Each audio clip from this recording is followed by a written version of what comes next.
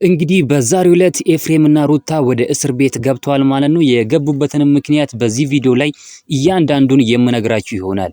እንግዲህ ወደ እስር ቤት የገቡት ኤፍሬም እና ሩታ ሄርሜላ ክስ አቅርባባቸው ነው። የክሱንም ምንነት በዚህ ቪዲዮ ላይ የምነግራችሁ ይሆናል። ሄርሜላ እንዳለችው ከሆነ ሩታና ኤፍሬም እኛ ላይ ብዙ ነገር አድርገዋል፣ እኛ ላይ አደንዝዞናል፣ እኛም በጣም ብዙ ነገር አድርገውናል ብላ ከሳቸዋለች ማለት ነው። አስጠንቆላብናለችም። ኤፍሬምና ሩታ አንድ ላይ ተባብሮ እኔና አብርሽን አስጠንቅሏል ብለው ተናግራለች ማለት ነው። ለምን እንደዚህ እንዳለችን በዝርዝር የምነግራችሁ ነው።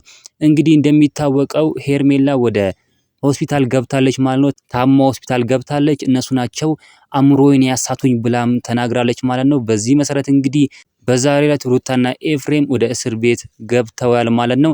እንግዲህ ተፈቶም እውነቱ እንዲወጣ እኛ እንፈልጋለን። እስኪ እናንተ ሀሳብ አስተያየታችሁን ኮሜንት ላይ መስጠት ትችላላችሁ። ቪዲዮ ላይክ፣ ቻናሉን ሰብስክራይብ ማድረግ እንዳትረሱ። በሌላ ቪዲዮ እስከምንገናኝ በያላችሁበት የዓለም ዳርቻ ሰላማችሁ ብዝት ይበልልኝ። ደህና ሁኑልኝ።